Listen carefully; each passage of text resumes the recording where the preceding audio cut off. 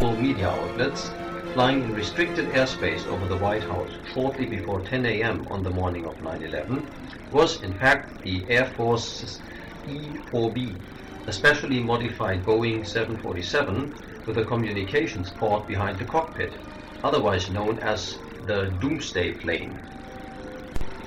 Though fully aware of the event, the 9/11 Commission did not deem the appearance of the military plane to be of any interest and did not include it in the final 9/11 Commission report. Number 6. 3 F-16s assigned to Andrews Air Force Base, 10 miles from Washington, D.C., are conducting training exercises in North Carolina, 207 miles away, as the first plane crashes into the WTC. Even at significantly less than their top speed of 1500 miles per hour, they could still have defended the skies over Washington well before 9 a.m., more than 37 minutes before Flight 77 crashed into the Pentagon. However, they did not return until after 9:55 a.m. Andrews Air Force Base had no armed fighters on alert and ready to take off on the morning of 9/11. Number 7. World Trade Center Building 7. Watch the video of its collapse. Number 8. Flight 93 is the fourth plane to crash on 9/11 at 10:03 a.m.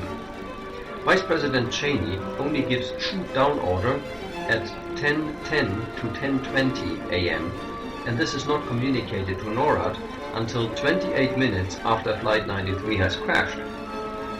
Fueling further suspicion on this front is the fact that 3 months before the attacks of 9/11, Dick Cheney usurped control of NORAD, and therefore he, and no one else on planet Earth, had the power to call for military sorties on the hijacked airliners on 9/11.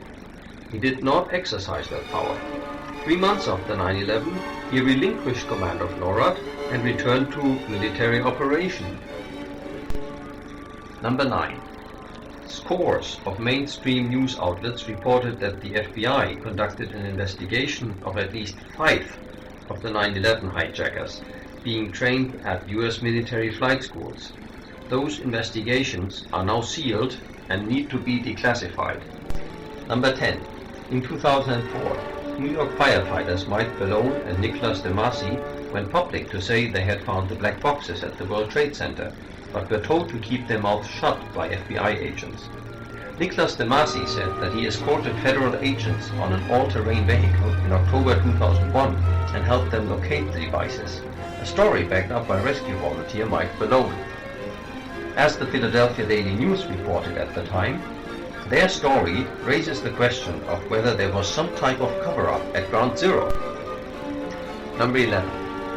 Hundreds of eyewitnesses, including first responders, fire captains, news reporters, and police, all described multiple explosions in both towers before and during the collapse. Number 12. An astounding video uncovered from the archives shows BBC News correspondent Jane Stanley reporting on the collapse of World Trade Center Building 7 over 20 minutes before it fell at 5:20 p.m. on the afternoon of 9/11. Tapes from earlier BBC broadcasts show news anchors discussing the collapse of World Trade Center 7 a full 26 minutes in advance. The BBC at first claimed that their tapes from 9/11 had been lost before admitting that they made the error of reporting the collapse of World Trade Center 7 before it happened, without adequately explaining how they could have obtained advanced knowledge of the event.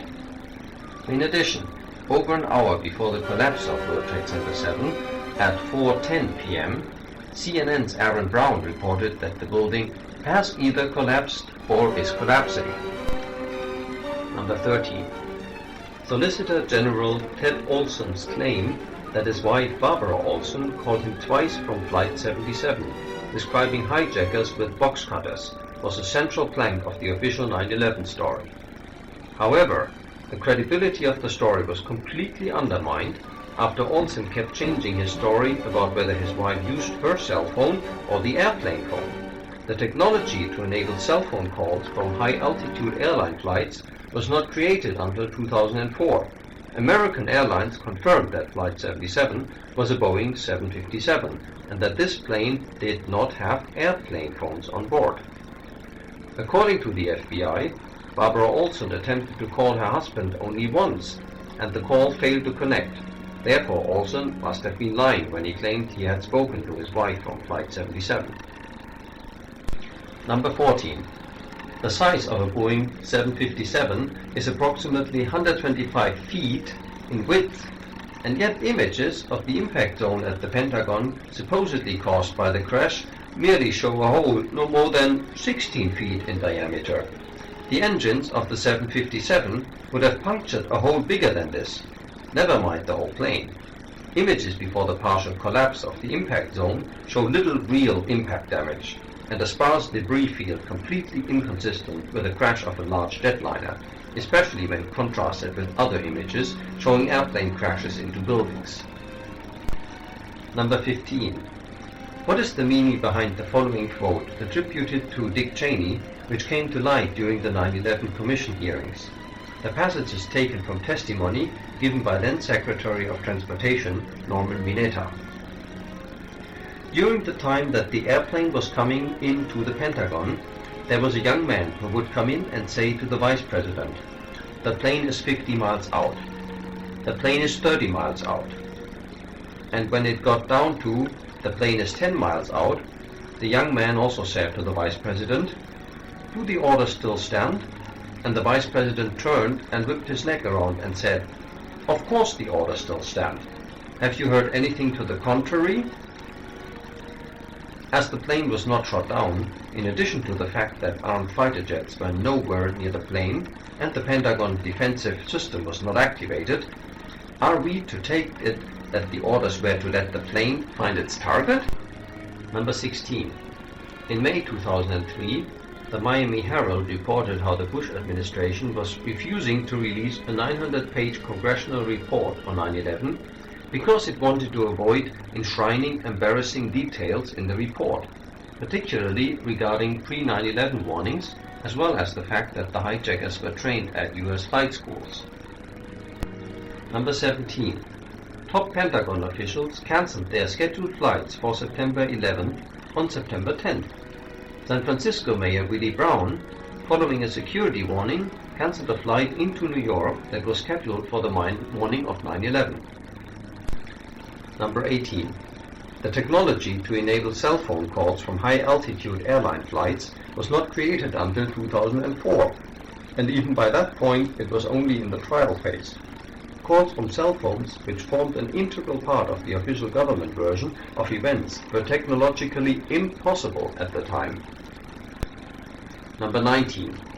On April 29, 2004, President Bush and Vice President Cheney would only meet with the Commission under specific clandestine conditions. They insisted on testifying together and not under oath. They also demanded that their testimony be treated as a matter of state secret. To date, nothing they spoke of that day exists in the public domain. And finally, Mr. President, number 20. A few days after the attack, several newspapers as well as the FBI reported that a paper passport had been found in the ruins of World Trade Center. In August 2004, CNN reported that 9/11 hijacker Zion Jarrah's visa was found in the remains of Flight 93, which went down in Shanksville, Pennsylvania. At least a third of the World Trade Center victims' bodies were vaporized, and many of the victims of the Pentagon incident were burned beyond recognition. And yet visas and paper passports, which identify the perpetrators and back up the official version of events, miraculously survived explosions and fires that we are told melted steel buildings. Well, Charlie, I can't say this hasn't been interesting. As I said earlier, you showed up today focused and organized. Regardless how I feel about the material you presented, I must commend your dedication and zeal. However, our time here is up. Mr. President, one more second. Mr. President, I implore you, based on the evidence you now possess, to use your executive power. Prove to us all, sir, that you do, in fact, care. Create a truly comprehensive and open congressional investigation of 9/11 and its aftermath. The families deserve the truth. The American people and the rest of the free world deserve the truth. Mr. President, make sure you're on the right side of history.